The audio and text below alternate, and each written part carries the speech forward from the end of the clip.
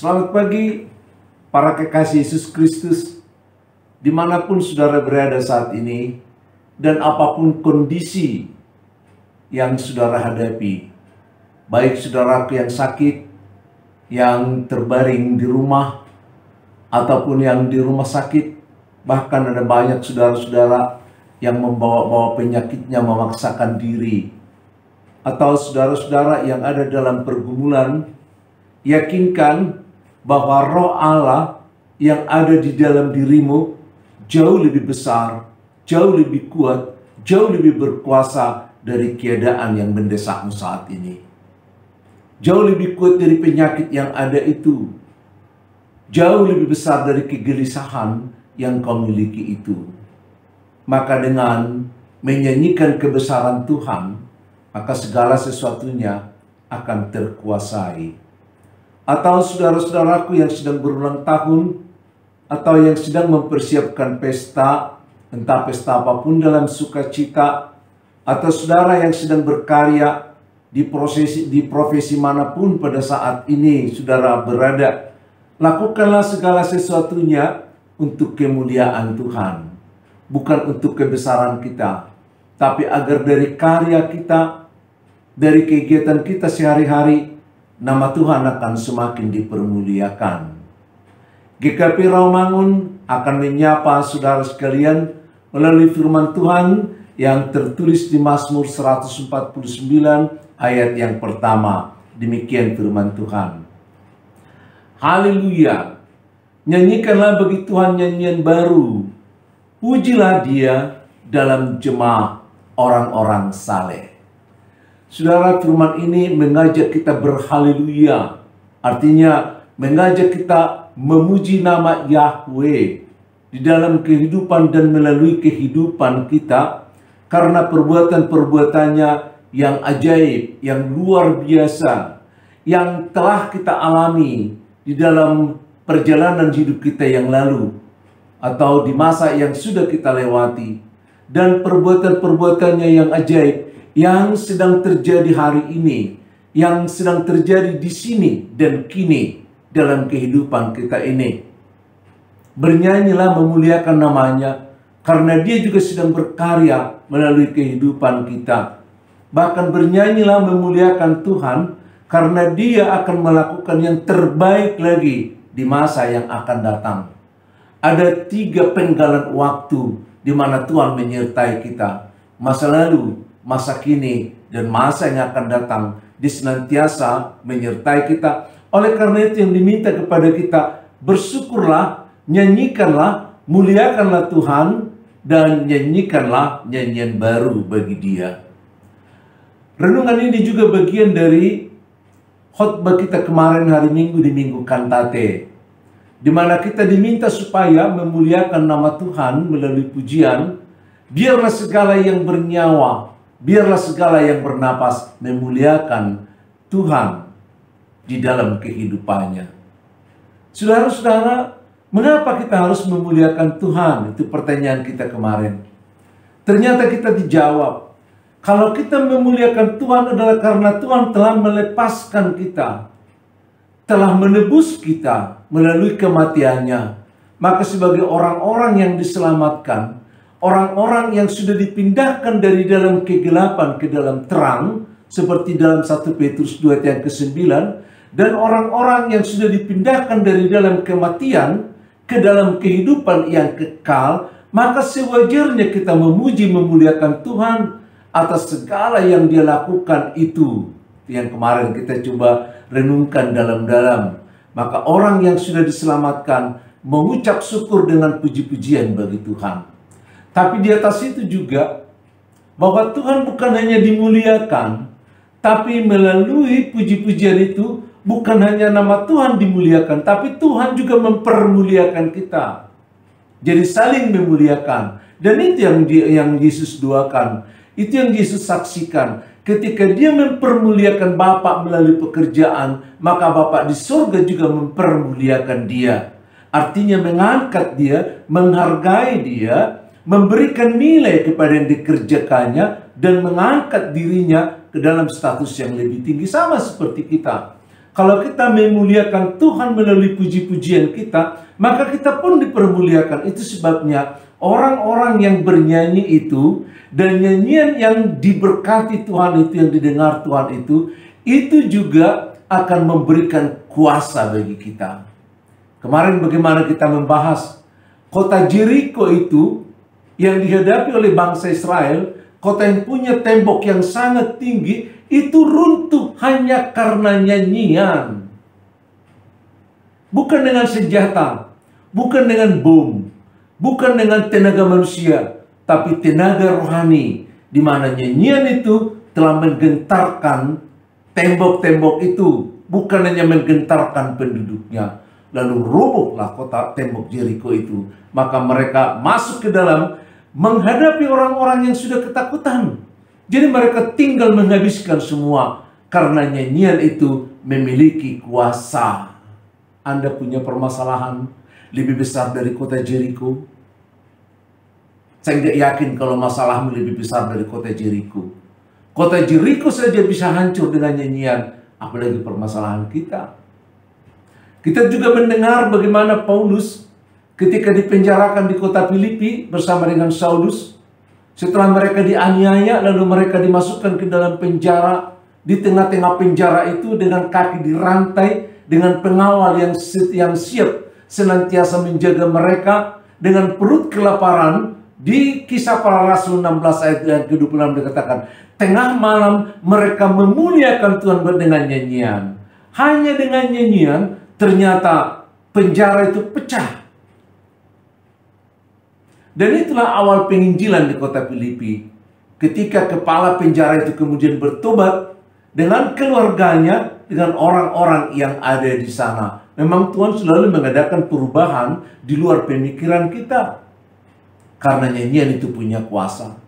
Kemarin juga kita diingatkan bagaimana Saul yang sudah ditinggalkan oleh roh Allah dan dimasuki oleh roh jahat. Ya, dimasuki oleh roh jahat, dimasuki oleh iblis, maka dia pun berubah dari orang yang lembut, dari orang yang bijaksana menjadi orang yang brutal, yang ganas, yang khawatir, yang curiga, dan yang gelisah sepanjang masa. Itu sebabnya ketika terjadi situasi itu, maka Daud sebagai pemain musik di istana juga memainkan alat-alat musik untuk mengingatkan dia tentang puji-pujian bagi Tuhan. Dan ketika nyanyian dan puji-pujian dikumandangkan melalui alat-alat yang dimainkan oleh Daud di telinganya Saul, maka roh jahat itu pun undur daripadanya. Roh jahat ternyata tidak mampu menghadapi puji-pujian kepada Tuhan.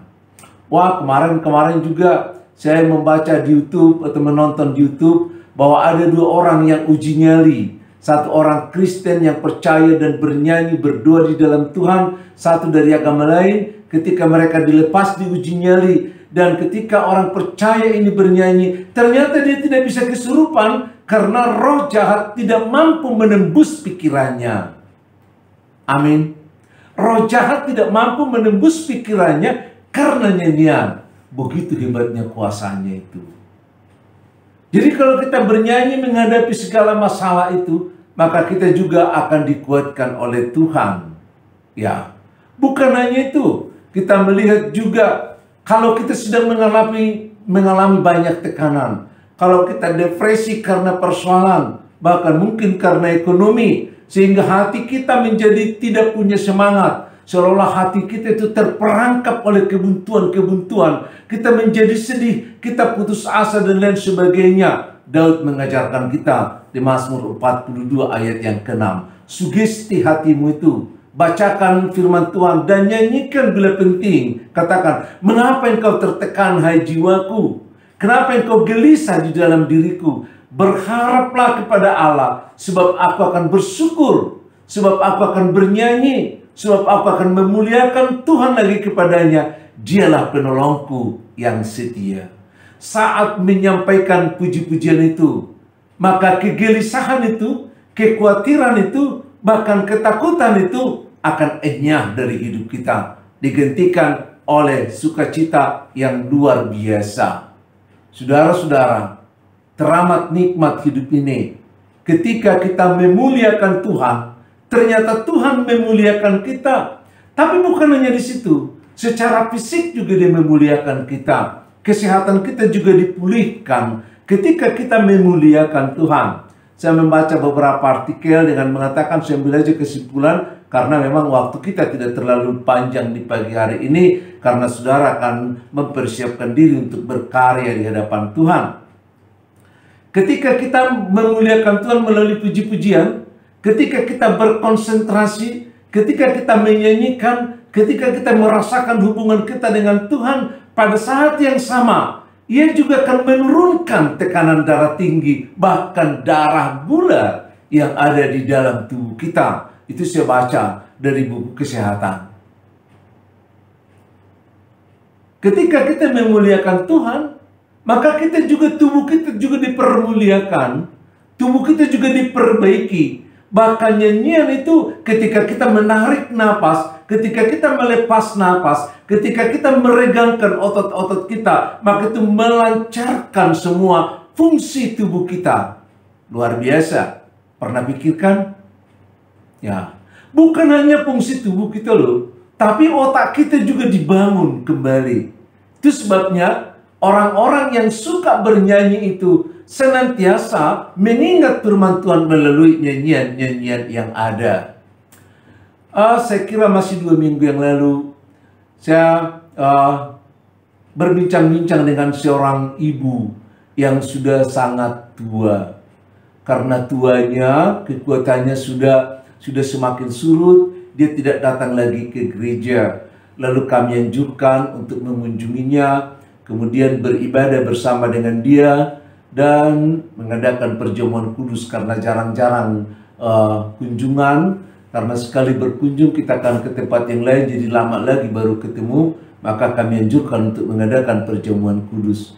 Biasanya kalau kita mengadakan perjamuan kudus kan, yang mengikuti perjamuan kudus diajak dulu bincang-bincang. Ketika kami berbincang-bincang dengan ibu yang sudah tua ini, tidak dapat lagi berkomunikasi, seperti sudah jauh dari pendengarannya. Dan kalau kita mengajak dia berdiskusi, kebetulan dia pegang roti, dia selalu mengajukan, nah, ambil rotiku. Hanya itu yang bisa dia mau komunikasi. Kami tidak dapat berkomunikasi. Tapi saya tanya gini, ini Inang ini waktu muda rajin enggak di gereja? Aktif enggak? Oh, aktif. Kalau dulu ini nyanyi nih di gereja nih gitu ya. Dia suka bernyanyi. Umurnya sudah sangat lanjut. Kita ajak dia tidak mampu, tapi begitu kuajak bernyanyi, mulai dari bahasa Batak sampai kidung jemaat sampai PKJ, bahkan belasan lagu bisa kami nyanyikan bersama. Luar biasa.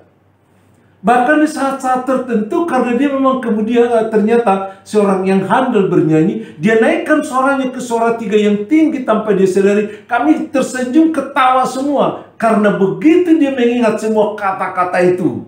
Saya ingat sekali, saya pancing dengan lagu Yesus Muluni Todiku. Begitu dia dengar, langsung dia sambut, bukan 1 ayat, 3 ayat berturut-turut dia ingat. Ya, karena memasuki perjamuan kudus, ya saya ingatkan nyanyian perjamuan kudus, ya Guguni Mudarni, ya Manang Khosi Panguluau. Begitu saya nyanyikan, dia sambut 1 ayat, 2 ayat, 3 ayat, seperti dia orang muda. Otaknya itu segar kembali. Mau otak saudara segar kembali? Belajarlah bernyanyi. Aku sulit berkomunikasi dengan ibu ini. Tapi ketika kita mengajak dengan nyanyian, maka dia mengeluarkan semua simpanannya, mengeluarkan semua isi hatinya, dia tumpahkan melalui nyanyian. Dia dipermuliakan Tuhan seperti orang yang lebih muda lagi. Dia bisa bernyanyi, dia bisa menggabungkan, mengharmoniskan suara dari suara 1 sampai suara 3. Dia berubah-ubahnya suaranya mengikuti nyanyian itu sesuai dengan kebutuhan harmonisasi suara. Saudara, bernyanyilah memuliakan Tuhan. Karena dengan bernyanyi itu kan melancarkan sirkulasi oksigen dalam darah. Waduh, luar biasa. Oksigen dalam darah kita juga dilancarkannya. Ya, bahkan bukan hanya itu, dia juga merangsang paru-paru kita, sehingga kita akan semakin lebih lancar lagi bernapas ketika kita terbiasa memuji dan memuliakan Tuhan. Ya, Dengan otot-otot yang kita gunakan, sampai-sampai kita keringat bernyanyi, maka itu juga membakar kalori yang ada di dalam tubuh kita. Luar biasa. Itu sebabnya Daud juga senantiasa mengajak kita memuji Tuhan melalui nyanyian. Sebagaimana dalam Mazmur 150 dan Mazmur 149 ayat yang pertama ini. Mengajak kita terus bernyanyi, menyanyikan lagu baru setiap hari untuk Tuhan. Sehingga setiap hari kita bernyanyi, sehingga hidup kita adalah memuliakan Tuhan. Memuliakan Tuhan adalah kehidupan yang tidak terpisahkan dari orang-orang yang percaya. Shalom.